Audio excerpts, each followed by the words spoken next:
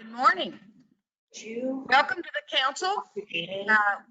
We are delighted to have all of you guys. Members? Cheryl, I don't think you're muted. Thank you. We are delighted to have all of you all here. And we are welcoming the public to make any virtual council meeting comments later on. In the fact that this is the 19th anniversary of September 11th, I would ask that we have a short moment of silence, please, in memory of all of those who died and for the fact that it changed our world in so many ways.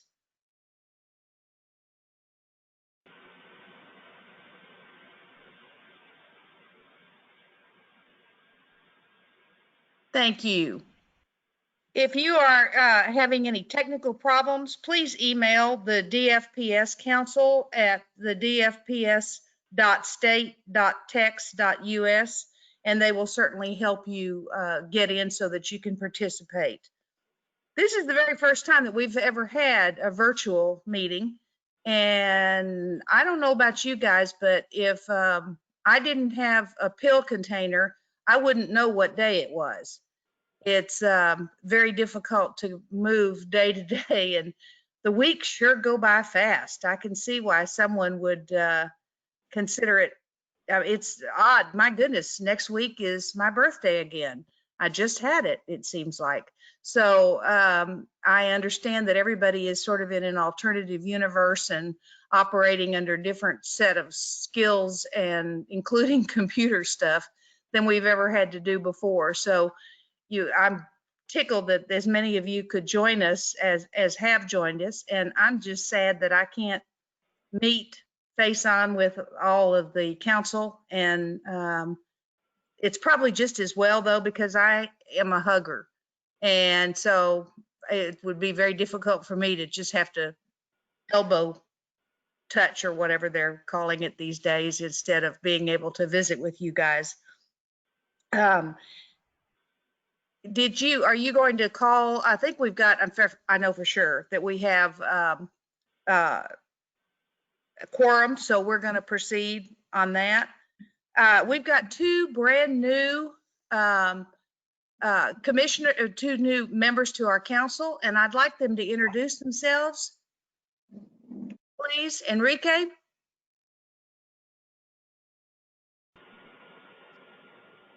And good morning to everyone. My name is Enrique Mata, and I'm in El Paso, Texas. I'm a nurse by trade. I've been in nursing for about 22 years. I've also run some businesses in healthcare, revenue cycle management, healthcare administration, and worked in the surgical arena for a time. My current position is with Paso del Norte Health Foundation, and I'm working in public health and work on major initiatives. And some of my interests and why it's such an honor to be in on this group is I do work in older adult health and working with the foster care system here in El Paso on some public health initiatives. And I apologize for that plane. That's okay. Courtney? Hello, my name is Courtney Jones, and I'm here in Austin, Texas. It's such an honor to serve on this council. I am a social worker, and currently I work at Integral Care as a contract manager for their permanent supportive housing. Most of my career has been in either in the school system or child welfare.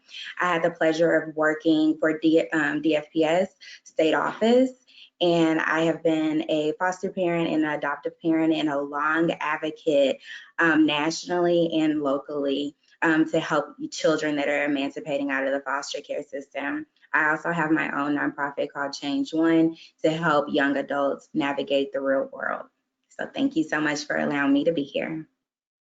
Great. We're going to let Cheryl call the roll, although I have already declared that we have everybody's here, the entire council. But before we do that, I just understand that the commissioner may be having some other issues and things that she needs to be visiting with. So I wanted to introduce her first. Let me tell you something, guys. We have been blessed.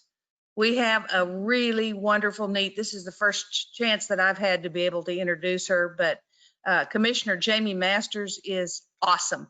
and she's stronger than garlic breath. And so she is going to get all kinds of great stuff. Oh, she just disappeared. Sorry about that. She's going to get some great stuff done for DFPS and be able to help us out in just an incredible way. And I'm so proud to know her and proud that she is running this ship. So why don't you introduce yourself now that I've messed it up by calling? Anyway, go ahead, Commissioner. Thank you, Judge. Garlic breath. I'm gonna have to remember that. No, I'm excited to be here in Texas. You know, our family's been trying to get here for some time, so this was a blessing for us as well.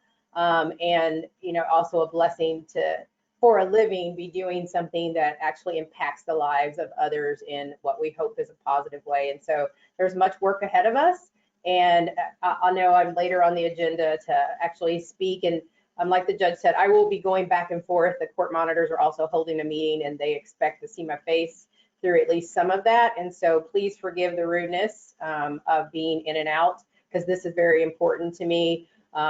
And for those of you like the judge who sat through those 2 days of the hearing, you also can appreciate how important it is for me to show that this lawsuit is a priority as well. Thank you, Commissioner. And we understand if you've got a diddy bop in and back, when we see you, then we'll get a chance to hear your presentation later on today. Thank you and take care of yourself. Yes, okay. I don't know, as far as the executive team's concerned, Cheryl, I'm not sure of the exact titles. So do you want to help me out with who? I know Denise Brady is sitting in and helping us as the parliamentarian for right now. Tiffany Roper is usually there, but she's otherwise occupied right now. And we appreciate Denise stepping into that ballpark so she could help us out. Why did I mention ballpark after that game last night? Anyway, go ahead, Cheryl. Okay, we also have David Kinsey, our Chief Financial Officer. We saw Commissioner Masters. We have Dimitri Mitchell, who is our Chief of Staff. Jim Sylvester, who is our Associate Commissioner for Child Protective Investigations. And we have Deneen Dryden, who is our Child Protective Services Associate Commissioner. And let me double check and see if we have anyone else as attendees. We have Trevor Woodruff as an attendee. He is our Deputy Commissioner. I can't see Trevor. Is he on there somewhere and I'm not seeing him? He's just an attendee. He's a public member. Oh, okay. We're only allowed so many spots for cameras. Okay. Because he doesn't have to speak. I think that is.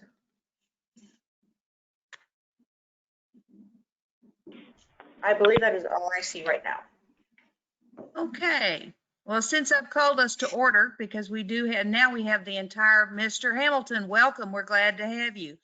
Now that we have the entire council present, you all have had an opportunity to review the February 14th minute meetings.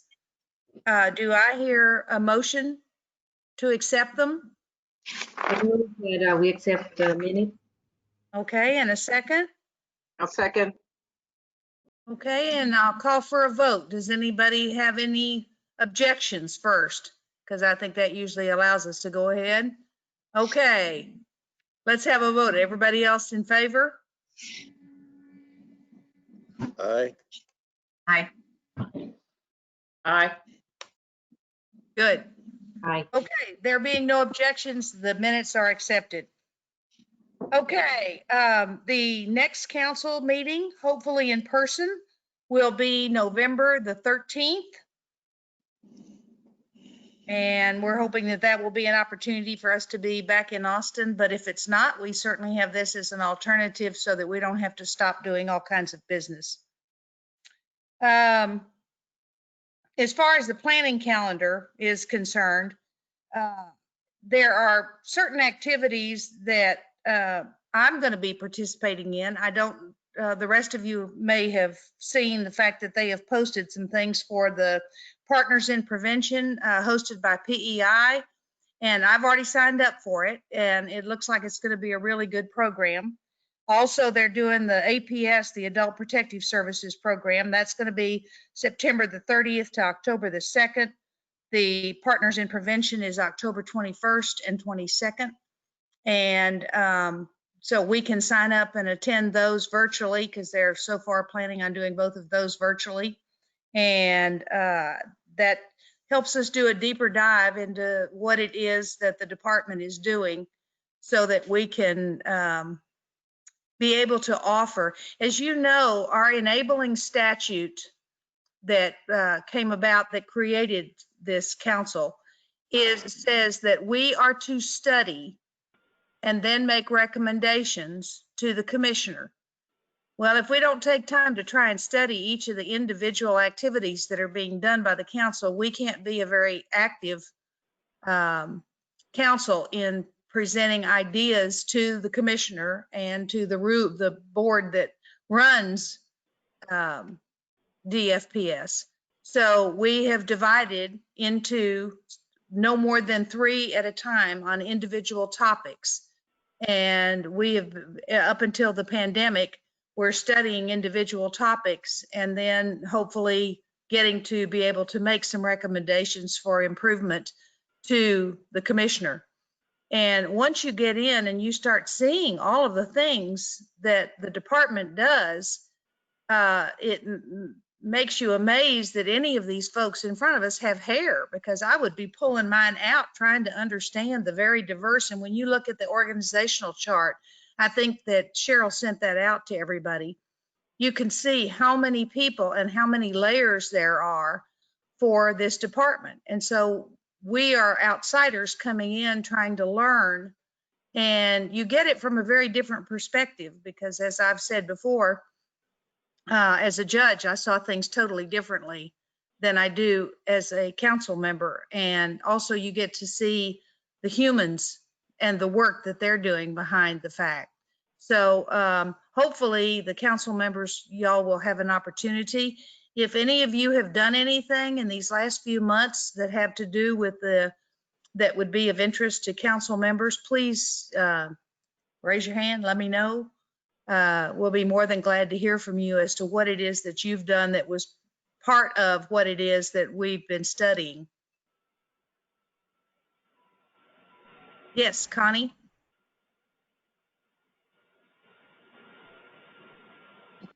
Good morning. Had to unmute myself. So some of you know that we've actually been working for a long time, both in Fort County and Harris County. Now focusing on Fort County with a specialty court for babies, young children that have been victims of abuse and neglect and are in the CPS system. One of the services that we provide, and so this is, through the county, and so to the courts, it's not a fee for service. We don't charge, and we work very closely with CPS and with PASA. We provide visit coaching, TBRI, and parent-child relationship assessments.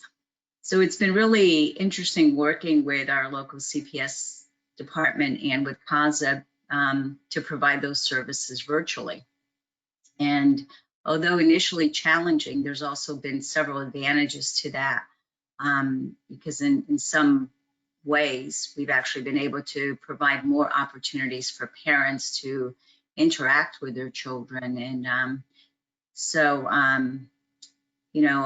our goal is that eventually we'll have sort of these hybrid services where it's actually, the virtual, because that does reduce some barriers that we've had in the system for parents to be able to connect with their children. And so that's been an exciting opportunity. Although challenging, it's also been something that I think is something really positive that's developed.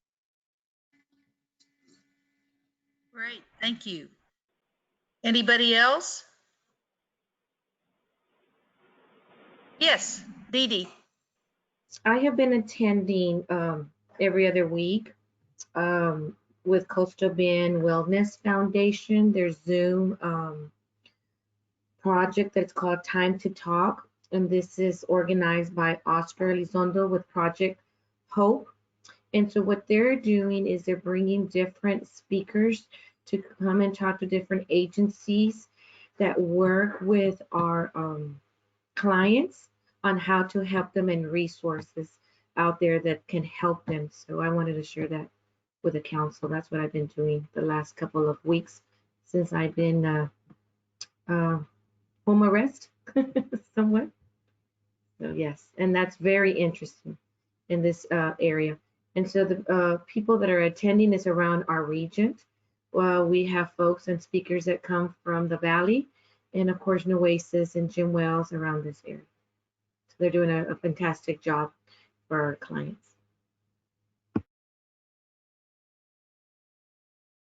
Anybody else? One of the things that I've been doing is I have a very dear friend who is very heavily involved with fighting sex trafficking. And because of her, she got to know my husband, who used to play for the Oilers and is, so he's an NFL animal. And he's also on the board with NRG Stadium. And they all got together and they declared NRG Stadium to be an NTZ, no trafficking zone. And so we had a big press conference there, and they are spreading the information around and starting to work across the state with various folks, with us, hopefully, with the governor's office. The governor has a task force on sex trafficking where they're working on getting a new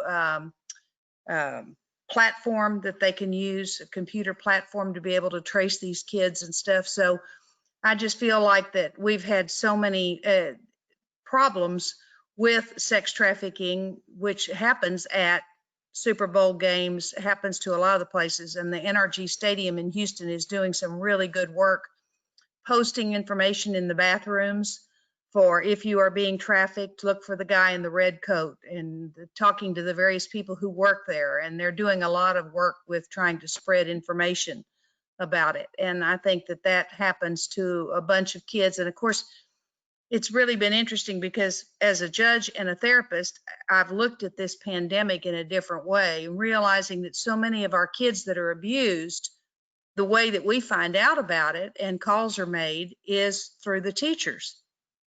And the teachers haven't had their eyes on the kids since the 1st of March. So it's how the information hopefully is getting to us so that we can step in and help save some of these kids from what they're living through. Plus, people's tempers get real short.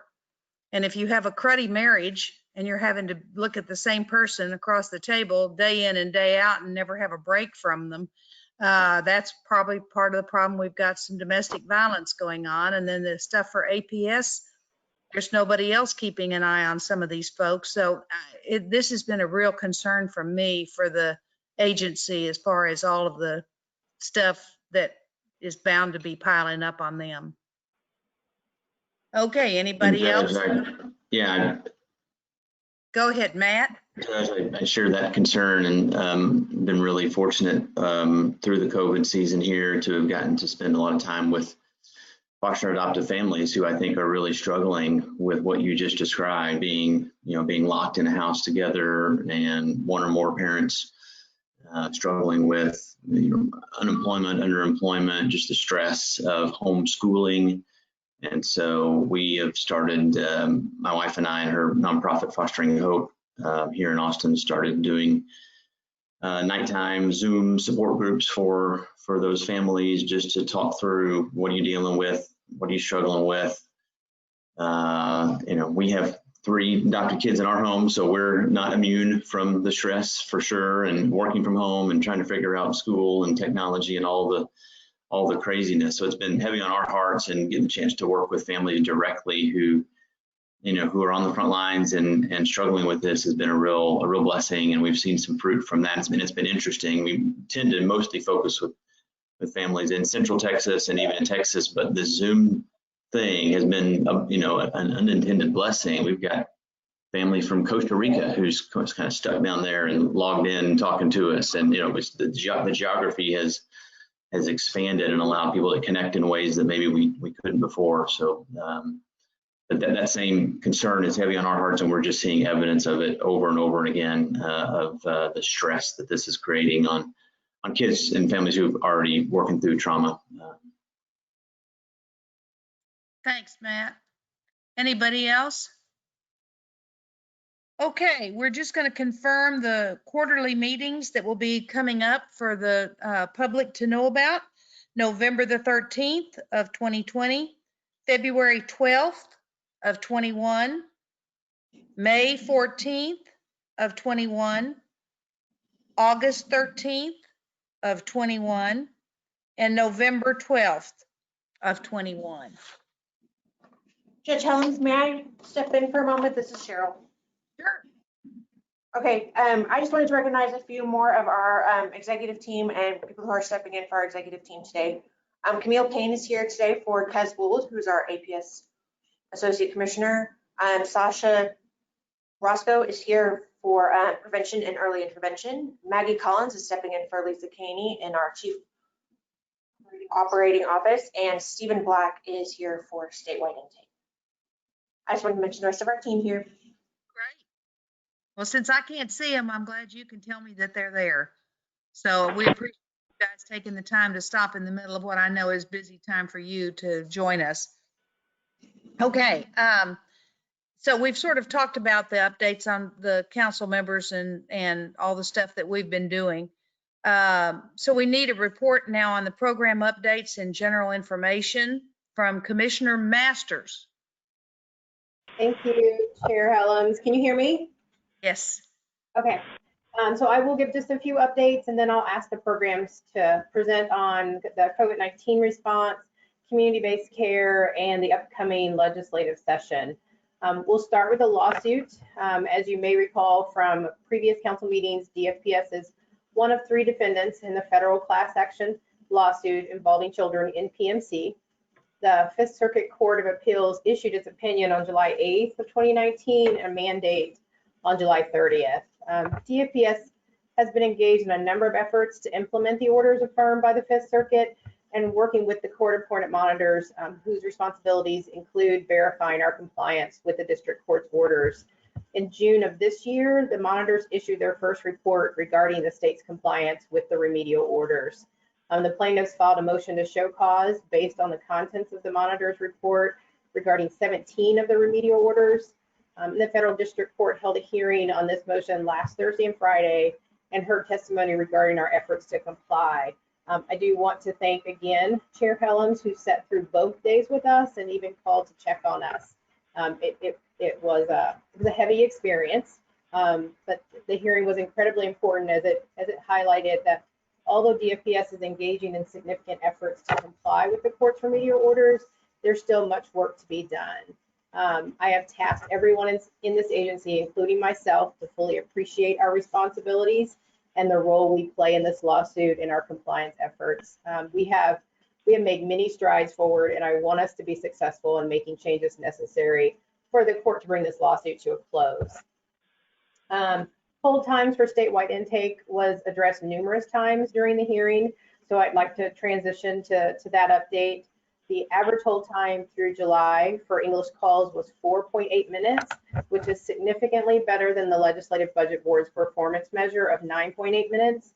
For those of you who don't know, the legislature determines the benchmarks for caller hold times.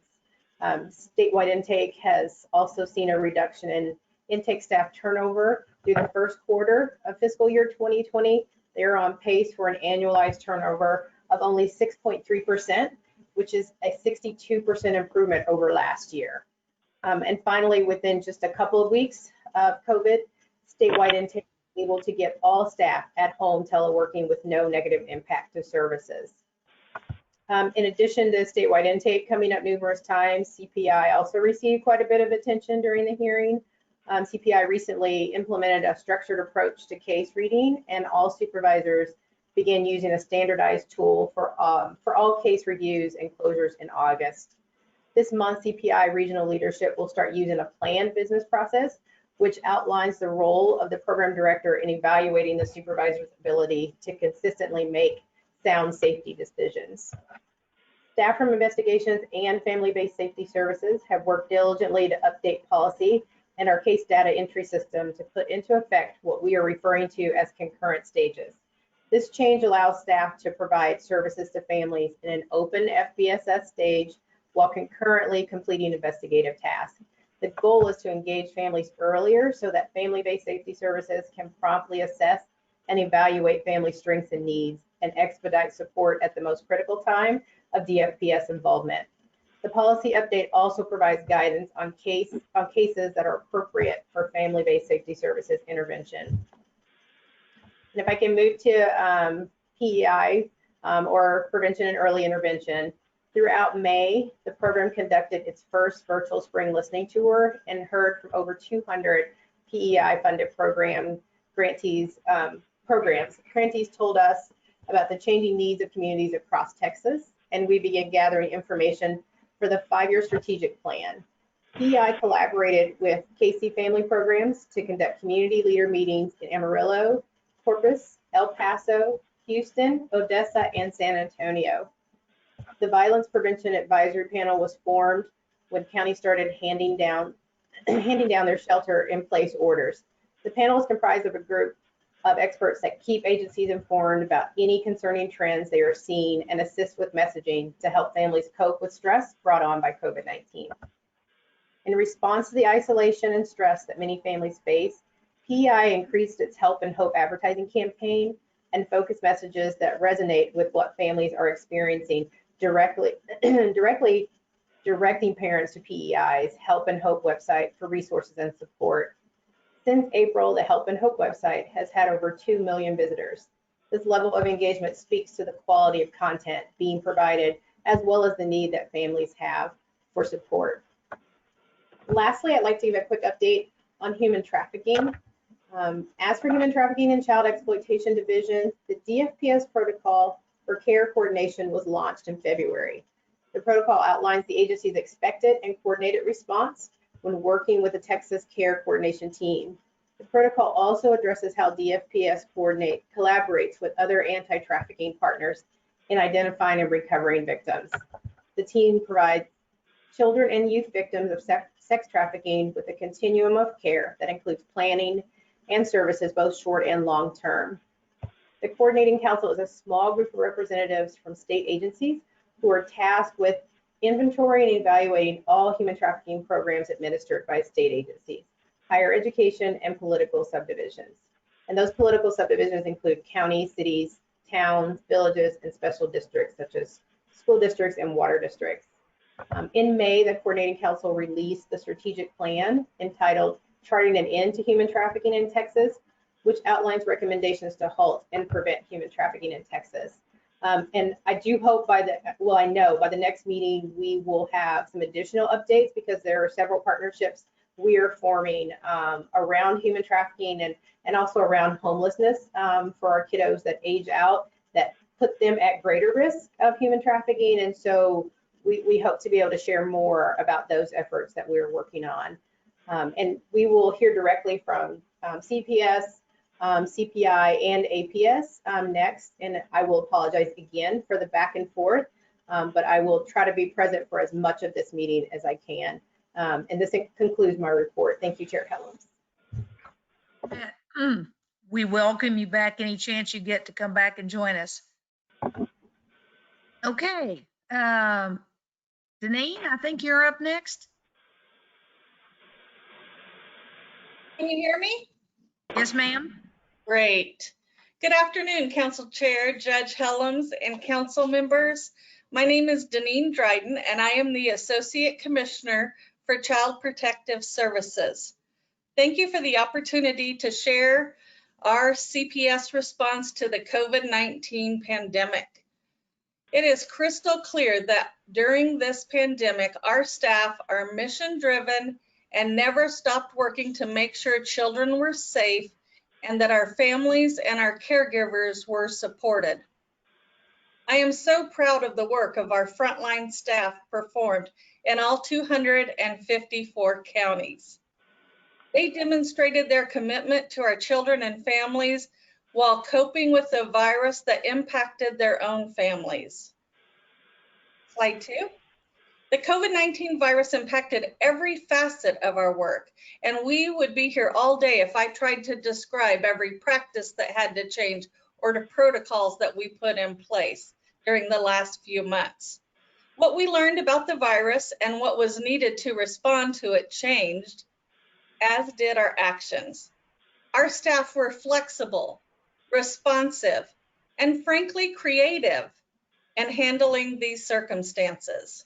I want to highlight several key responses, but first I want to emphasize that our CPS staff maintained positive attitudes and rose to the challenge of ensuring child safety in new and in innovative ways. CPS staff depended and utilized their personal protective equipment. They practiced the social distancing. They learned how to work through virtual contacts so that children and families that we serve were kept safe during this pandemic.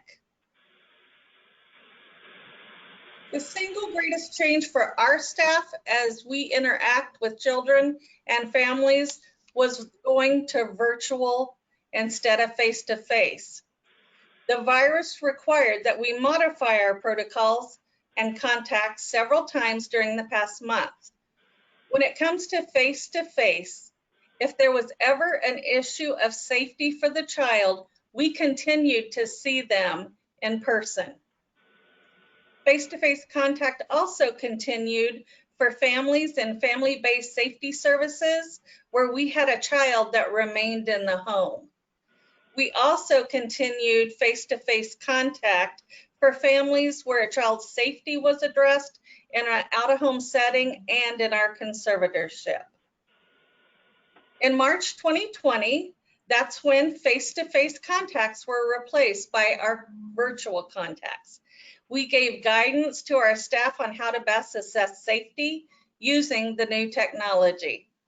Face-to-face contacts resumed for most in May, with screening to determine when safety would require a virtual contact still be used. So whether it was virtual or face-to-face, safety continued to be assessed in timely contacts with the children, their families, and also the caregivers. So in order to determine if a face-to-face contact was safe, we asked our care workers to screen with a set of questions prior to going into the homes. We would have them ask, have you visited in an out-of-state in the last 2 weeks? Has anyone in your household tested positive for COVID-19? Have you had contact with anyone who could have been exposed to COVID-19 in the last 2 weeks? And do you have any symptoms, cough, sore throat, fever, or shortness of breath? If they were unable to make contact prior to the home visit by calling them, then they would knock on the door, ask all those questions I just shared, and they would stand and maintain that distance of approximately 6 feet. If the answer to any of those questions was yes, our workers continued to stay outside, social distancing, and encouraged the family to contact a medical provider and would often ask if they needed help in doing that. Staff should freely volunteer and share with the family their own personal answers to the above questions. We wanted to be in the spirit of transparency, and so we asked our staff to make sure that they abided by what that family needed in order for them to feel safe during this pandemic. If all the answers to the above listed questions is no, and both the caseworkers and the family agreed and were comfortable, then the caseworker could go into the home, maintain the six feet distance from the household members, and they would always wear their PPE equipment. Caseworkers have shown grit and dedication during these visits. For example, we had caseworkers helping children virtually with their homework. We had them share appropriate conversations about the pandemic.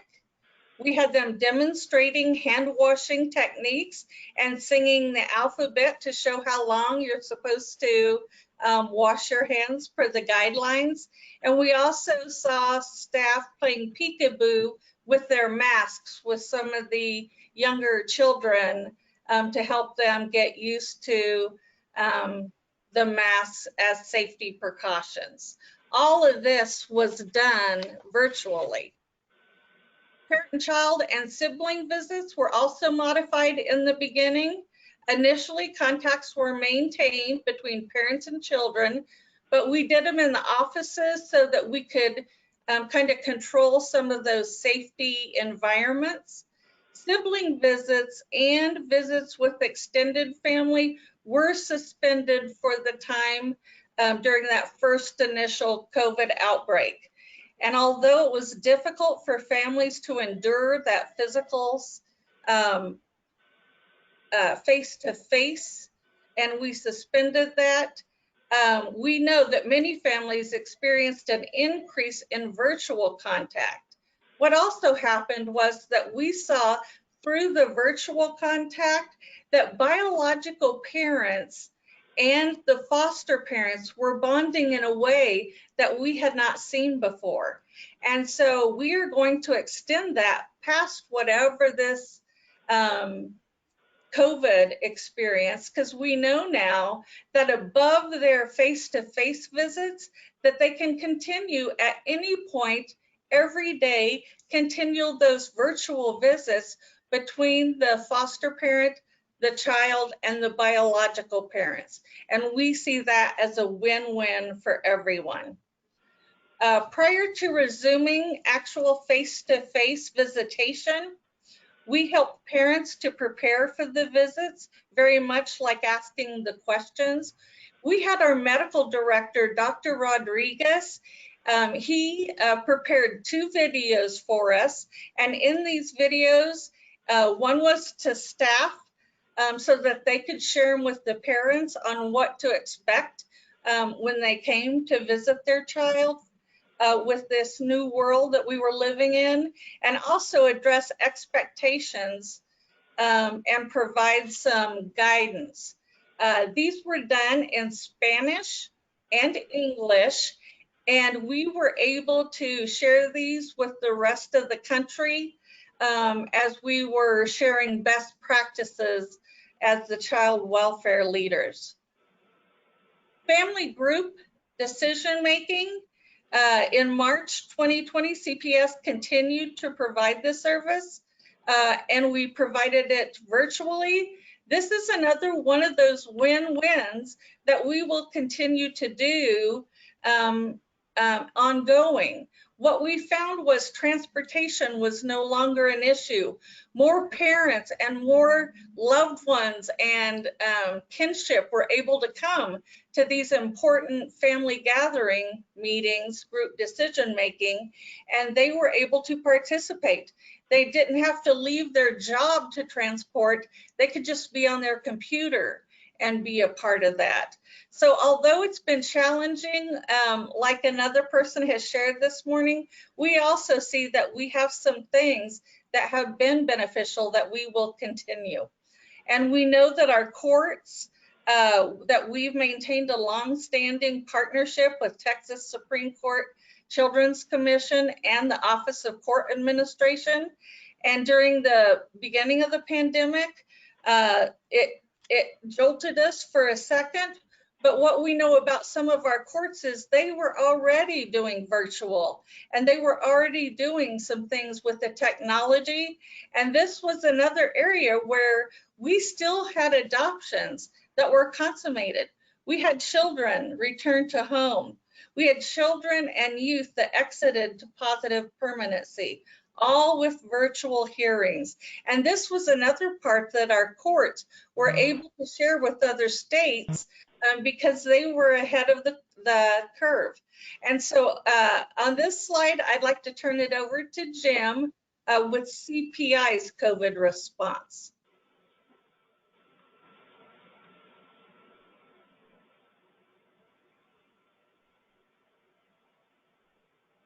Good morning, everyone. I see that we got everybody's bright, shiny, smiley faces out here on the virtual world today. We'll go over a few things on the, excuse me, for the CPI, CSPS, telework, and PPE. So, Cheryl, is that the right slide there on number 8? I think that may be a little bit different than what we had earlier. Is that going to be correct?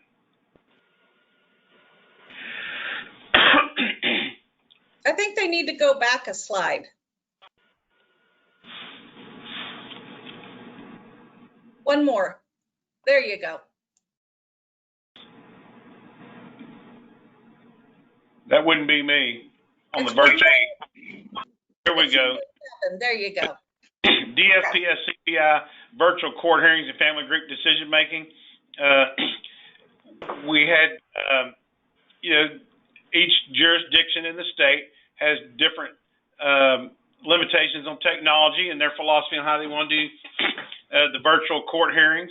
We were able to get through that, and it's a little painful at first, I believe, as it was for everybody trying to establish what the virtual world's going to look like, much less in a court hearing or courtroom setting. I think Judge Helms could probably testify to that, is the issues that we had throughout the state of Texas and really throughout the country on how to do the virtual technology. But I think we've overcome those hurdles, and I think we've done made some great strides in addressing those issues and trying to do the best we can in a positive way for better outcomes for our families. Next slide, please.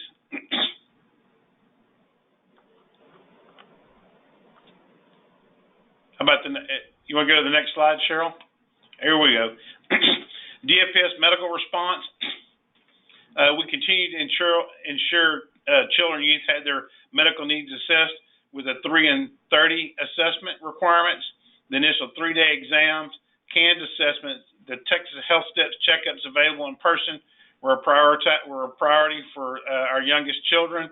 The COVID-19 testing for children in DFPS conservatorship was also closely monitored, and we had a dedicated mailbox collected reports and testing results for our children.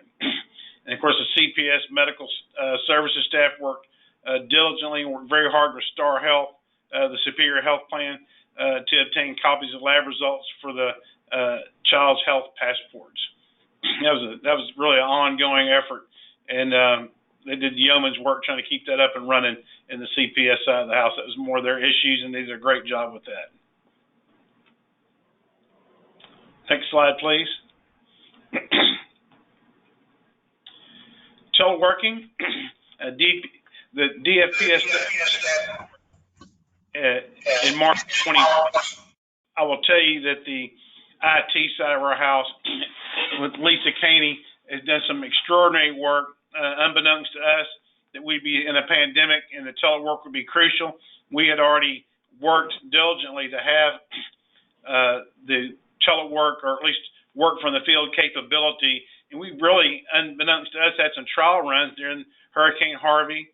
It was a really good trial for us to put this into place to where we could still get our job done, work effectively, keep children safe, and keep families together, even through the pandemic. We worked extremely hard, and we've had some great success with that.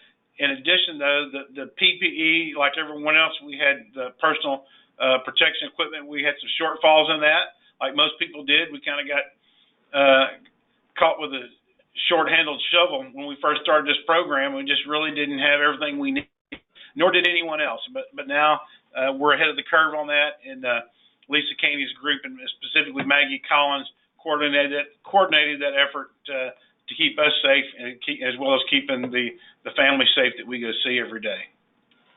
Next slide, please.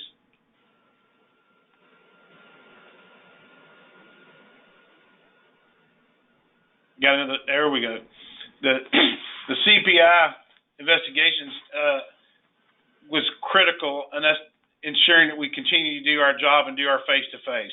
It was a big challenge for us. We had to be creative on ways to ensure child safety and ensure the safety of our workers and then everyone else involved in the process.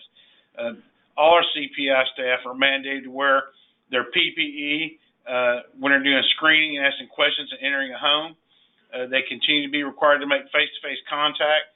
And so because of the world we live in now, we've had to be creative. We may not always be able to enter the home. Statewide intake asked that as a screening question. Is anyone in the home currently exposed to COVID or been tested for COVID? Or, you know, can we trace it back to someone in the house at some point in time having COVID? So that information is passed on to our employees in the field to take those precautions, additional precautions if they know. But when they come to the home, if any of those issues are come to play, they encourage the family to come out on the front porch to be interviewed, come outside to be interviewed, in the balcony of an apartment if they can't get up there to be interviewed so they can see the child and conduct the interviews. And we've done some great workarounds on that to ensure safety for everyone involved. Next slide, please. As you can see, despite the pandemic issues, we were still successful in maintaining an average of 75% of our workforce despite the COVID continued disruption. Our managers work seamlessly to transition to virtual management with their staff.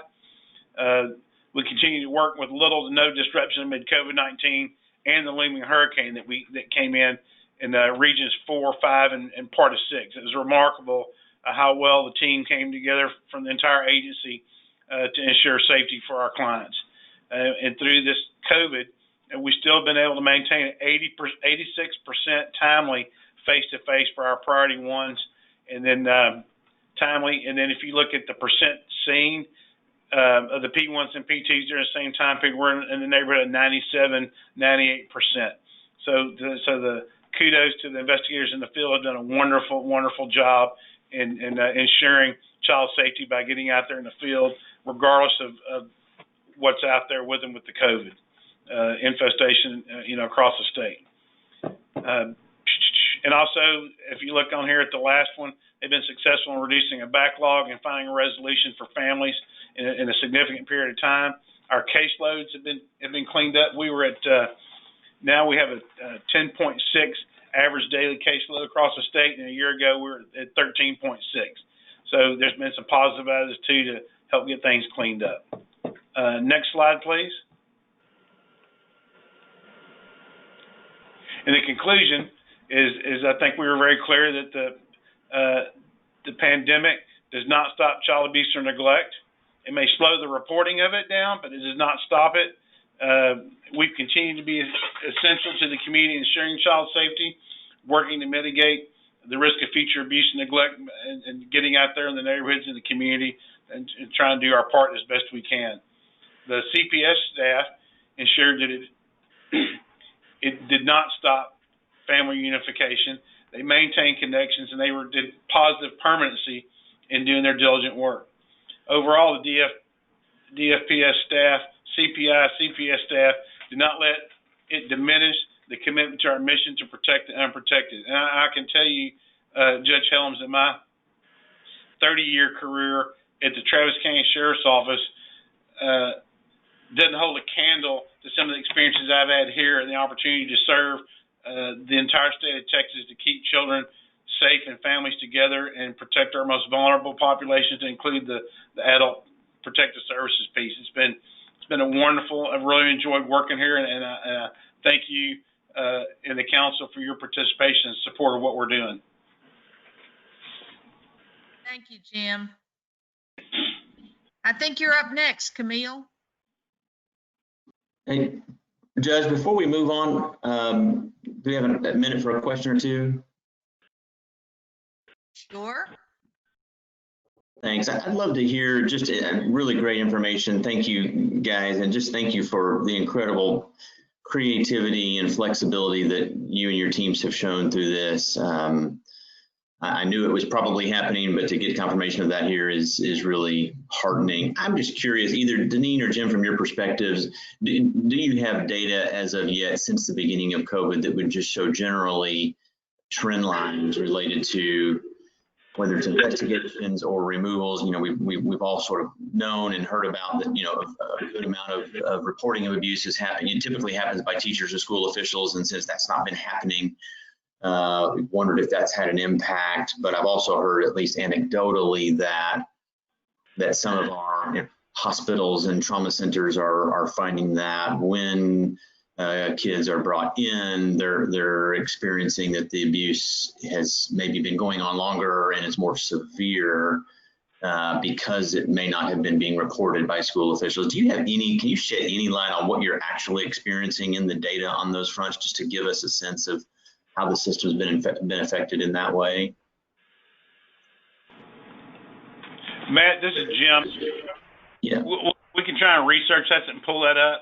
And I've not heard any anecdotal stories myself about the things that go to the hospital and they're prolonged. I know that most of the time when those kids go to the hospital, it's like right now, it's important. They were abused in the moment, and a lot of those cases, from my information, when they go to the hospital, there's already signs of ongoing violence, and they finally got there. The injury was severe enough, so I don't know how easy it's going to be to correlate the anecdotals together to say it's kids are underreported and they go to the hospital, and that's why they finally get noticed. And that's how a lot of them get noticed to begin with, is when they go to the hospital. So it's going to be hard to correlate that. I know on the removal piece, Denise may have some more information on that. I don't have any data in front of me. We can sure get that to you. Yeah, I think that's a great question, Matt. With our data, that's still being kind of looked at as far as where we see any increases in abuse and neglect. But I agree with the anecdotal incidences where it's kind of like the perfect storm. They're at home, it's stressful, like people have said, if they've lost their job. And the kids don't have these outlets that they've had before outside of the home to get their energy out. And so I think it's an important thing to look at. I do know with our intakes, we haven't, I think they're a little lower, but not of great significance. Oh, really? So, I would say by the next council meeting, we can come with that information and let you know what our specific statistics are telling us. Okay. Thank you. I'd really appreciate that. And thanks for following up with it. Just curious. We've got a lot of folks asking, what's really going on. To hear you say that intake has not dipped, that's interesting to me. It is a little lower, but maybe not what we would have expected in the pandemic. Sure. Thanks. Thank you both. Dr. Almeida? Thank you. I just wanted to support that data request, and because again, we do hear these anecdotal stories, and so I think having that data, hopefully by the next council meeting, would be very important. I just wanted to, I was glad to hear about the virtual visits, and I agree. I think this is a great opportunity for us to really maximize the use of technology to support that parent-child contact, but also the contact between our foster families and our biological families. My question is, does the department, well, maybe how have there been any plans to sustain that? Do you see having a policy and procedure, just so that we don't go back to the way we used to do things? So just any thoughts on that? Yes, Doctor, I think that because this has become our new normal and it's happened for a couple months, that it is our expectation that parents could go through the foster parent and have a virtual contact above what their visits are. And that is a good point, that maybe it will have to be in policy, but I think it's been such a big win for everyone that it will propel itself forward, but we will continually keep our pulse on that. The other thing is that when you look at the telehealth and the therapy that's been done virtually, we're constantly talking about our rural areas and what we need to do to get them services, and how great it has been that these therapists have entered into the world of virtual therapy, and that we have talked about maybe we could write a policy or look at, if you live, and I'm talking off the top of my head, but if you live over an hour away from any therapist or service, parenting classes, that we could have that done virtually. And think about the time that saves the family. Think about the gas money that saves. Think about the time that they could spend with the other kids in the home instead of driving 2 hours there and back. So I think you have some great, you have your eye on really what we can learn out of this, and it is very positive. Thank you. Okay. Judge, I'm sorry. Oh, go ahead. Okay. I have one more question. I promise it's my last. Okay. Go. And it's not necessarily COVID related, but this has been on my mind for a while. And actually, when this session got canceled, our last one, I was going to ask them, but I just remembered. Deneen, I'm hearing in our network a pretty decent uptick in situations where a family has fostered and then adopted a child from care in Texas, and then uncovers, sometime thereafter, relatively significant behavioral health, behavioral issues, and is unable for various reasons to find / afford the help that they need for that kiddo, and that they then are faced with the only option being to relinquish that in order to get into an RTC or to get to higher level care, relinquish that child back to state custody, right? Essentially reverse their adoption, not because they want to, but because it's the only way they can find care for that child who they love and want to see the best for.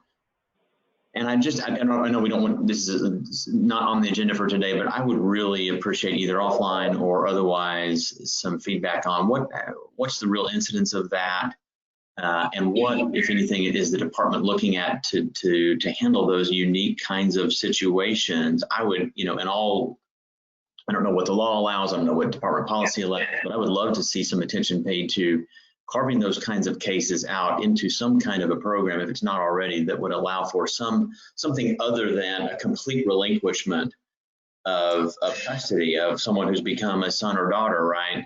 But some other temporary status where they could get the kid back after they got the care they needed. Is that? Yes. So let me just share with you that the commissioner and myself, we are very passionate about adoption, and I have adopted myself through the foster care system.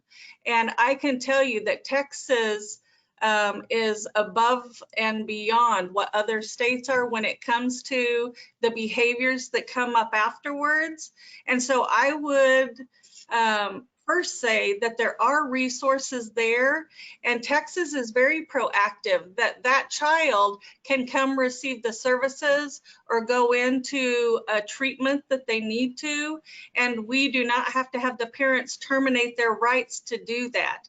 And so we need to, I'm not aware of where you're at regionally, Matt, but we need to figure out where those pockets are that people do not know the resources. And so we can talk about that. Denise, yes. If I could suggest that we move this to the next meeting and let Matt give us some information, and you can get together and y'all can maybe come up with something, and this can be part of what would be on the agenda for the next visit. That's perfect. Thank you, Judge. Appreciate you. Yeah, I'll follow up. I think we need to hear now from Camille Payne on an APS. Good morning, Judge Helms, board members, and executive team members. Is this Cheryl? Camille? Yes. This is. Could I interject one more question?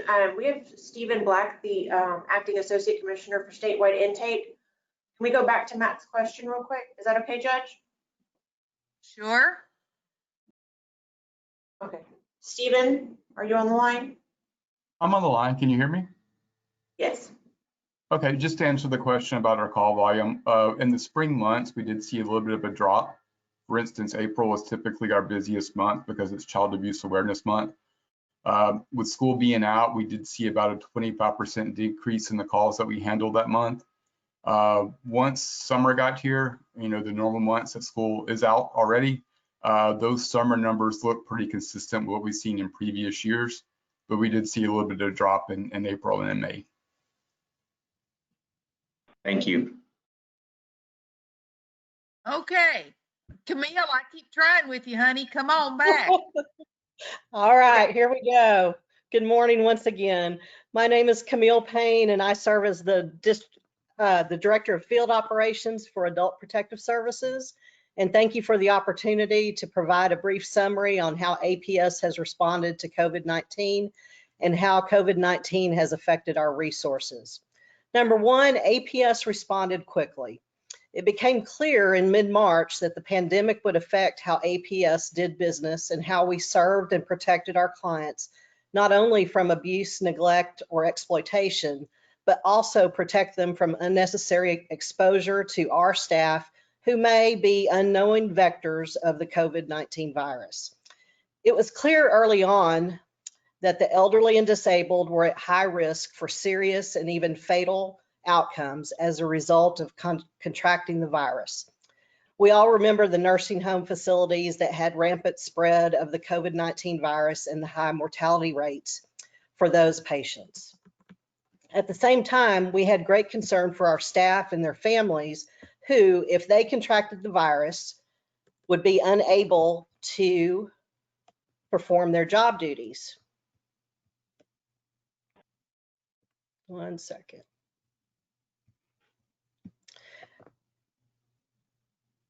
They'd be unable to perform their job duties and would jeopardize their own family's health. APS caseworkers were already mobile prior to COVID-19, and APS decided to make all of our staff mobile, and they were instructed to work from home in mid-March. We ensured that staff had the needed office equipment, phones, computers, printers, monitors, etc., and they needed to conduct business as usual. The agency also provided them with different virtual platforms such as GoToMeeting, FaceTime, Google Duo, GoToWebinar, and most recently Microsoft Teams to interact with our clients, our community, and with each other. It was clear we would have to develop new temporary policies regarding how we interacted with clients, alleged perpetrators, collaterals, the community, and with each other, and still conduct the business of APS. New policies were created, virtual visits and use of technology became the norm, and we continued to do our jobs. Sometimes using technology wasn't feasible, and as an example, this meant engaging our client when they came to the front porch and the caseworker in the front yard while awaiting an ambulance to come to the scene, all while using social distancing and our PPE to protect the client and the staff member from unnecessary cross-exposure to each other. As a result, APS had relatively few staff members on COVID-19 related leave and few clients or others who needed to be notified of possible exposure due to in-person interaction with an APS staff member. We were proactive in obtaining PPE for our staff and received permission to use our Pro Cards to purchase PPE for our staff so that they could operate and wait for operations to make the larger purchases and begin distributing PPE across the state. APS State Office vowed to put communication with the field as a top priority. We have continued the practice of holding all staff webinars. Our first webinar almost crashed the DFPS server, so we apologize for that, and we learned from that. We knew it would be important to stay in touch with our staff and to listen to their concerns and suggestions for the duration. We recognized a downtick in intakes during the latter part of March and into April. APS saw this as an opportunity to reduce our outstanding pending cases over 60 days in investigation.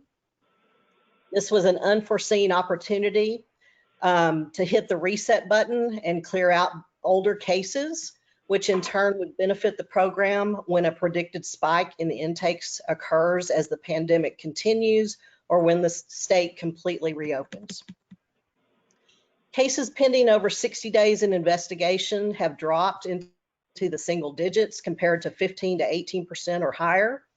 Historically, the average daily caseload has dropped from 32.7 in September of 2019 to 17.4 in May of 2020. And in July of 2020, our average daily caseload was 20.4. As intakes have begun to increase to near normal rates over the summer, APS has been able to maintain pending below 8% and average daily caseload at 20.4 in July, well below the LBB target of 30. In July, APS had 578 caseworker FTEs, of which 566, that's 98.1%, are filled. The most recent vacancy report shows that there are only 12 vacant caseworker positions across the state, and 85% of the filled caseworker FTEs are actually case carrying staff. Investigation stages have decreased from, in September of 2019, 13,650, those are open cases, to 9,777 open investigations in July of 2020. Total stages, investigation plus service delivery, are down from 15,200 to 10,000 during the same time frame. Annualized turnover of our caseworkers is steady at 19%, which is down from about 21% last September. We continue to work with operations and emergency management to make decisions that protect our staff and our clients. And next, I'd like to present a graph that depicts from September 2019 through 2020, July 2020, and help you visualize the effects of COVID on APS. Next slide.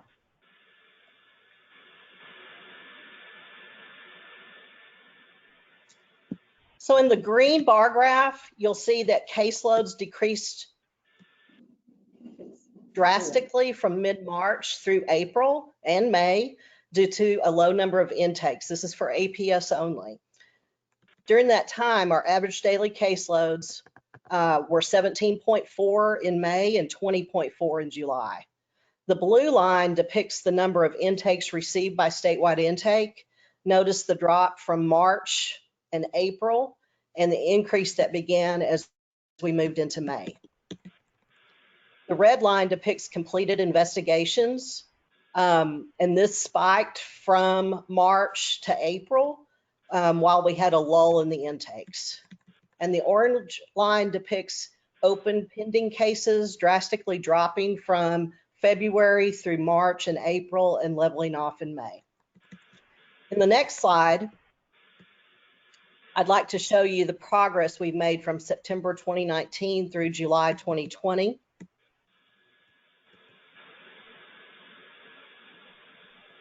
And here again, we show that we have 578 current FTEs, caseworkers. Case carrying staff ratio is at 85%. We see the drastic drop in open pending cases. Investigation stages are at 9,077 in July of 2020, down from 13,650 in September. Total stages are down from 15,250 to 10,000 in July of 2020, and average daily caseload is down from 32.7, currently at 20.4. In conclusion, APS will continue to serve the elderly and disabled citizens of the great state of Texas to the very best of our ability during these unprecedented times. We're committed to protecting our clients and our staff from unnecessary cross-exposure unless absolutely necessary, and if so, we will continue to use social distancing and PPE to protect one another from exposure. Unfortunately, abuse, neglect, and exploitation do not take time off during a global pandemic, and so APS will continue to protect our most vulnerable citizens. Thank you.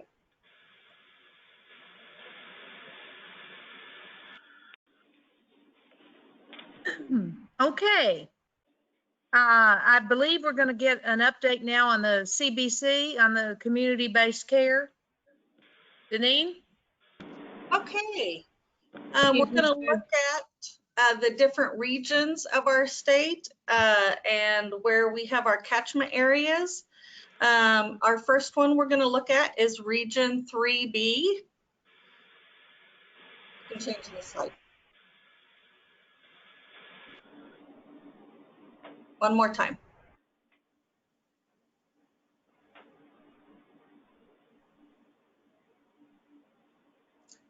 It's slide number 3, but I'll go ahead. When it comes to Region 3, it was in 2018 that we contracted with ACH and Our Community, Our Kids.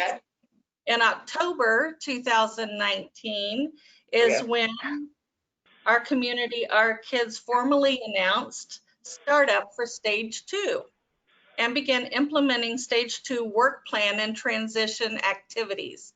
And you'll hear me talk about Stage 2 with other catchment areas. And these are the transition activities that happen when we're getting ready for that implementation. So we work on communications, performance, the outcomes, human resources, training, technology, purchase client services, and the protocols. And so the protocols would be like, how are we going to deal with the case files?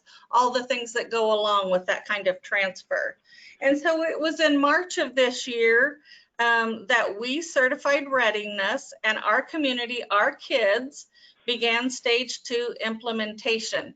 They are currently serving around 2,000 children and families from the 3B counties as of September 1. Next slide. We're going to look at Region 2. And in Region 2, it's To Engage that serves our children. In December of 2019, we formally announced startup for Stage 2. And then in January, the implementation work plan and all those things that I just talked about, the activities started. We did this continuously, even when COVID hit. And in June 1, we certified Stage 2 readiness, and To Engage began the implementation. To Engage is currently serving around 1,500 children and families as of September 1st. Next, we'll look at Region 8A, Bexar County. And in February 1st of 2019, Family Tapestry began serving children. There are currently 1,700 children. And what we're doing now is looking at the readiness and looking for Stage 2. Once readiness is okayed by both to start up, anticipating in 2021. The next one is Region 1. This is with St. Francis. St. Francis began serving children in January of this year after a 6-month startup period and readiness with DFPS. Currently, we're serving about 1,000 children, and Stage 2 rollout will be passed. Will be based on whatever the 87th legislative session, as well as the readiness that both St. Francis and DFPS see as timely. Next slide.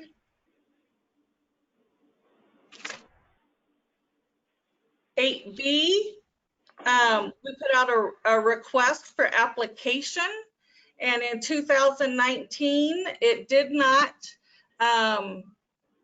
come with an awarded bid at that time. So in September, we have already released a new RFA request for application. And we're hoping that we know then after that gets awarded, the go live would be next year, 2021 in September. And that's after the contract negotiation and including that 6-month startup period. Next.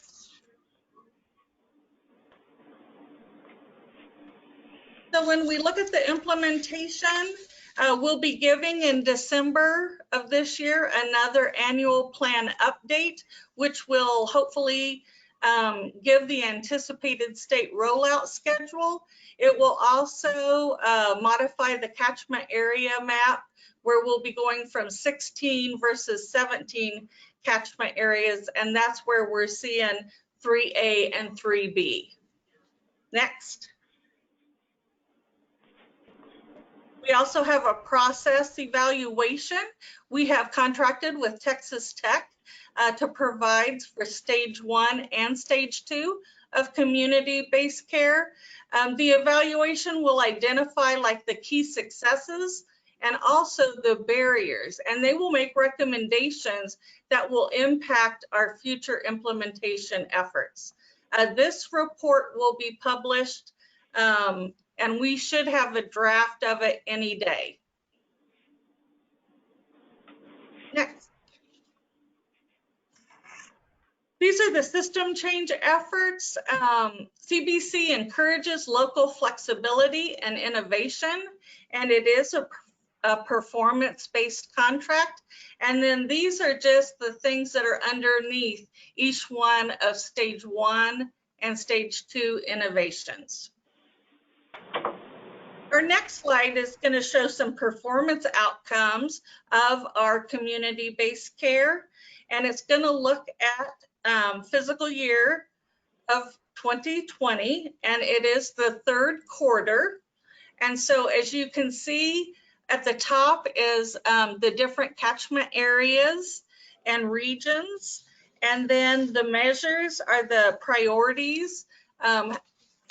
Children safe in foster care, you can see the very good numbers. Close to home, when you look at that and you see 2 sets of numbers, the top one is how they're performing the community-based care.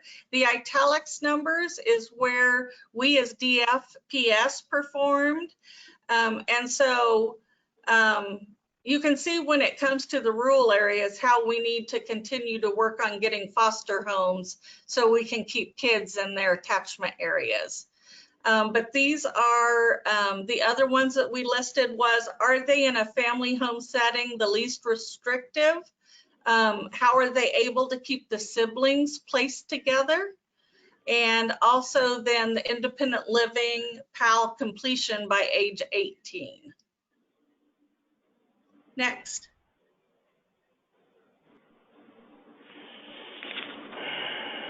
When it comes to implementation, we have joint operations and oversight. We still have the subject matter experts to continue to support the SSCC caseworkers. We have local case management oversight. They're called CMO teams that provide technical assistance, training, support them in however they need. Also to coordinate with them when they move to stage 2 and to help them with the readiness. We also have stage 2 performance measures, which has oversight tools and processes developed, and it is where they can initially start data collection and where we start reading case reads. DFPS, SSCC quarterly reviews support continuous quality improvement.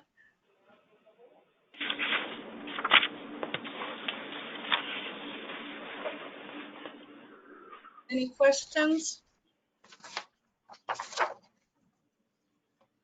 Connie? Thank you. I do have a question. I noticed that your process evaluation is being done by Texas Tech, and you said that you should have a report in the near future. Can that be made available to the council? And my sort of related question to that is, I know you also talked about your performance outcomes. Is Texas Tech also doing the performance outcomes, or is that something the department is doing? That would be something that we work with the community-based care, and we do that ourselves. And the performance outcomes. Correct. And we will, we could perhaps put that on an agenda item for next time as well, looking at that paper or the draft or the final product we're going to get from Texas Tech. Thank you. Thank you. Okay, first of all, I just need to stop for a minute and thank Deneen and Jim Sylvester and Camille Payne, and thanking him ahead of time for Dimitri to come and talk to us. But we thank you all for the great reports that you've given us to let us know kind of what's going on and what your scores are and how we've handled all this stuff. So we'll go on next to the preparation. Judge, I have to drop off, but it's a pleasure meeting all of you, and I am here to serve. And so if you need anything answered before the next meeting, feel free just to let me know, but I'm going to hop off to another meeting. Thank you. I appreciate it very much. It's nice to meet you. Thanks for your reports. Okay, so now we're going to do the preparation for the upcoming legislative session with Dimitri, who is the Chief of Staff. There he is, hiding behind his name. Here we go. He's going to give us a report on what to look forward to, with the upcoming legislative session. Well, this will be pretty short. I'm going to be sharing with our CFO, David Kinsey, but the 87 convenes on January 21st, January 12th, and it will be probably virtual. We do not know. That the Capitol is currently closed, and usually we get ready to do Senate hearings, House hearings, and they're doing it a little bit different now. So the big things that you guys want to hear, we're going to get formal information gathering processes from House Committee on Appropriations, Subcommittee Article 2, for information on certain things. House Appropriation Committee has asked for information regarding human trafficking, performance-based contracts, and staff turnover. So we are working on that, and I'm sure we will see what it looks like as we get closer. Obviously, they're still going to have to pass general appropriations, and I think that kind of covers it. I mean, obviously, you guys know the process, so I wanted to limit it. I want to make sure David gets a chance.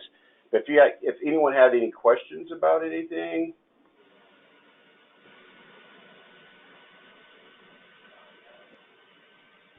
Okay. David, do you want to talk about what it looks like this year as far as appropriations and exceptional items? Absolutely. Yeah, I just want to give a quick overview and answer any questions. I guess everyone's probably aware that COVID dramatically changed the state's revenue situation. You know, in July, we got an update from the controller's office, and I think we went from a surplus of like 2 to 3 billion to a deficit of like 4 to 5 billion based on the economic activity impact on the economy from COVID. So the climate next session for the overall budget is going to be really a tough session. We've been through these before where, you know, we don't have revenue and all agencies are asked to reduce. We're going to be in a position where we're going to try and maintain what we have and move forward in certain areas, just a very limited agenda, just to keep our momentum.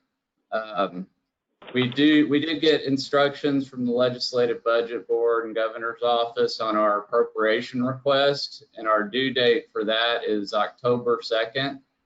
And so it's crunch time right now for finance to get that done in the next 3 weeks. The instructions were not anything too surprising. They did continue the 5% reduction that we had to take in the current biennium, and just kind of going back to talk about that, earlier in the summer, the governor, lieutenant governor, and speaker asked all state agencies to take a 5% reduction in the current biennium. Thankfully, CPS was exempted from that reduction, so our agency-wide reduction ended up being much less. It ended up being about $20 million in state funding. And we were able to identify that reduction without, you know, cutting into client services or freezing hiring or having any kind of adverse impact on our services. A lot of that was made up with the fact that we actually did have less expenditure related to travel, because we do travel all over the state, and mileage reimbursement and rental cars and that kind of thing. And some of that slowed down, and helped us address those reductions. But that 5% reduction is going to be required in the base to continue in FY22 and 23. So that's part of the instructions. And you might remember, so really our appropriation request has two big components. One is the base request, which the LBB sets a general revenue state funding limit for the amount we can ask for in the base.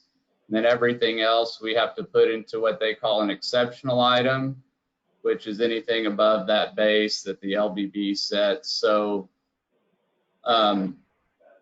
usually they take that and then they write their bill, and then we come back in January and we redo our request, our exceptional items above what the LBB recommends. So where we are now with base and exceptional items, that we're going to have a more limited package, but what we anticipate having when we submit our LAR October 2nd is we'll have our base request, and then we'll have a short list of exceptional items. The first exceptional item would be to maintain our current programs, Child Protective Services being the big one, where we maintain staffing levels and client services so that we just keep doing what we're doing and keep up with some of the caseload growth that we're forecasting. And that's usually the first exceptional item, just to kind of keep doing what we're doing. The next one we have to ask for is to address the foster care lawsuit. The new requirements under the court mandates are going to be more expensive, than what we're doing today. And so we're going to need to request funding to address that. The other area that we want to keep momentum on is the community-based care expansion. So, we have our current catchment areas, but according to the strategic plan and rollout plan that Deneen discussed, we're going to have more catchment areas rolling out in FY22-23, and that funding for those would be part of an exceptional item request. And lastly, what we want to do in our prevention early intervention program is ask for money just to keep the momentum up there in terms of the long-term investment we need to make in prevention. And so that will be included in our appropriation request too. So it's going to be a pretty narrow request. It'll be out October 2nd. What we can do, we'll have a PDF we can send around to everybody, and then we can, again, spend time next time walking through the numbers, and I'll have a presentation on it. It's such a work in progress right now. I didn't want to, throw any numbers out to you that might change before we submit.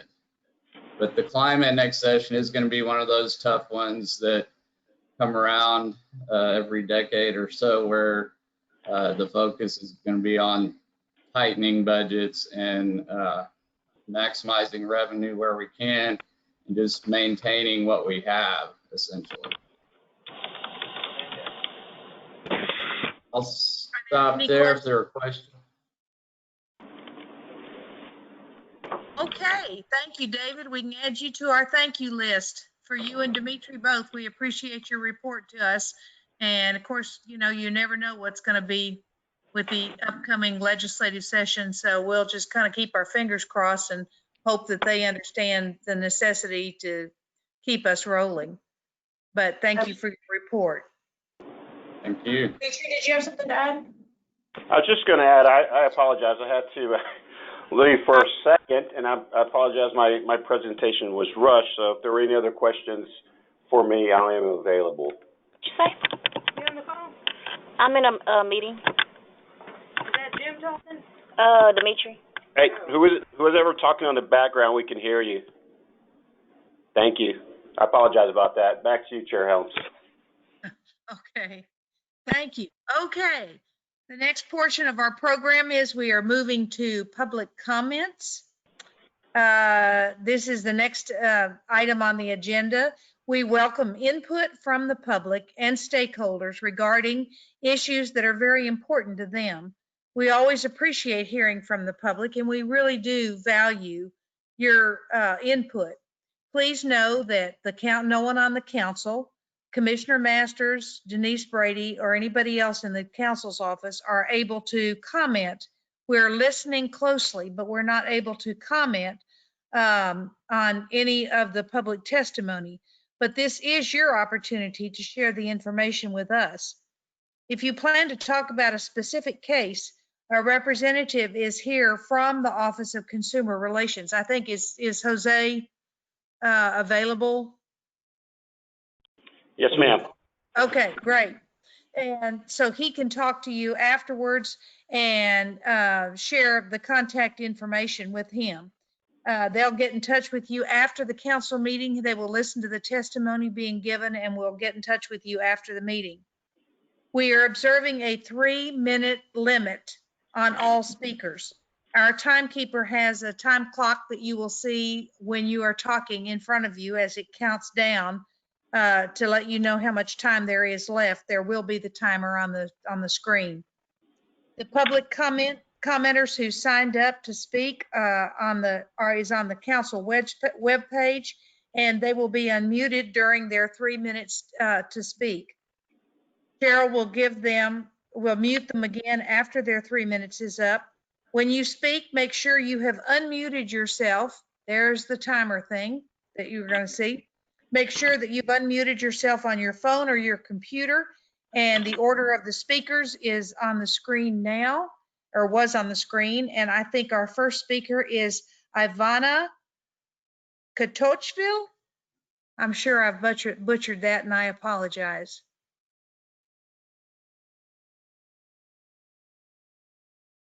Are you there, Ivana? Ivana, we've unmuted you. Are you there?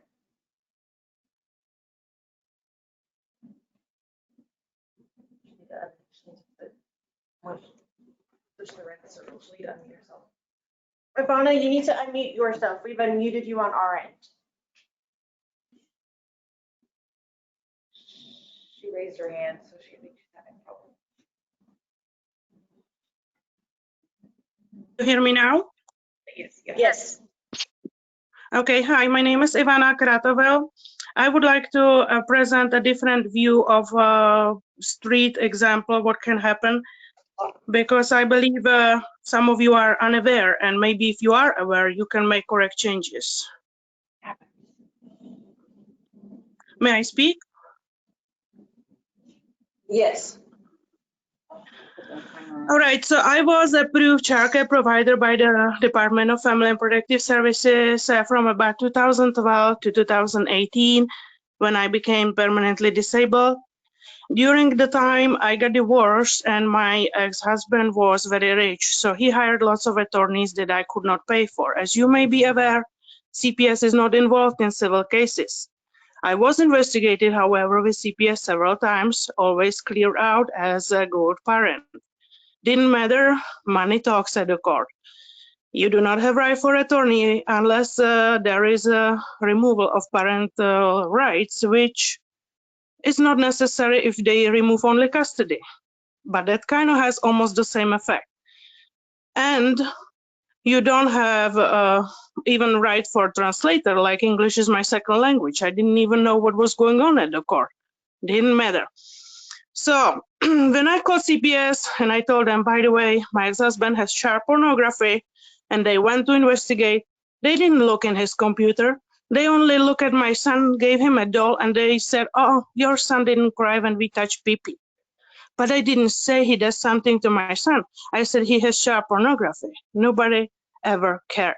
When I informed them that the granddaughter was about half year on counseling for being exposed to porn at his house, they called the mom, she verified, they never came to speak with the daughter, they never came to speak with the counselor, nothing. In the end, I didn't know what was going on at the court when he said, I am the one that emotionally abused the child. I ended up with 2 hours supervised visitation in 2 weeks that I cannot even afford because I was working in a field that's not paid too much. So my disability was 672, lowered to 544 because of Medicare. And I am paying $360 child support, and the supervised visit is $200. And CPS tells me they cannot get involved. This is wrong. This is wrong. CPS should get involved. We need help. Well, I am disabled. I don't have money for attorneys, and I cannot defend myself. I need help from public attorney. I need help from CPS, and it's denied, denied, denied.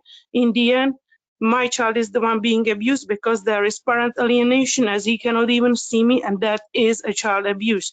And this is wrong. Please change the laws. Please give parents involved in a custody cases, attorneys, public defenders.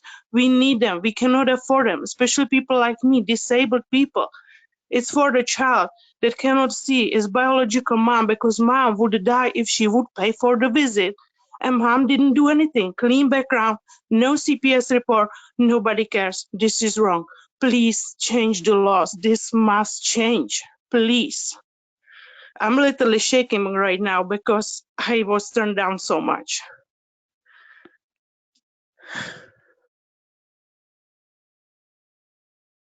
Thank you very much for coming to talk to us. And just remember what I told you about someone will contact you. Our next speaker is Gracia Mendez.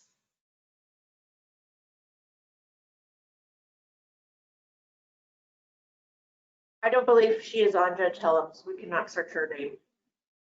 Okay. Then our next speaker will be Amber.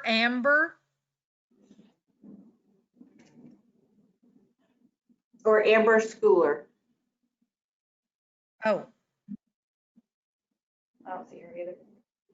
It appears she is not online either anymore. Okay. Moving to Rochelle Barnes. She's not on anymore either. She has left as well. Okay.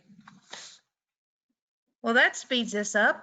I'm sorry that they have left, but okay. I don't have any other closing remarks except to say that how grateful I am that you guys have taken the time to come and join us for today. And I'm glad that we have this alternative way of being able to see each other since it can't be in person. But please know that everybody's working really hard in Austin, and we are going to be pumping up again what we are going to be doing as far as the council is concerned and working on those committees that I had told you about. The new folks, if they haven't gotten the list, will. Enrique, you and Courtney will both get them and decide which groups you want to participate in. Okay, so we need to adjourn. The department welcomes public comment, and we ask that individuals who want to have input on the public comment, please put your information into the state website about DFPS public meetings. Judge Helms? Yes. May I interrupt you? Sure. That's the note that's on the agenda for people who signed up for public comment prior to this. So once you adjourn, you're done. That's it. And I thank you all. Please be safe and continue doing the good work you're doing. Blessings on all of you. Thank you, Judge Helms.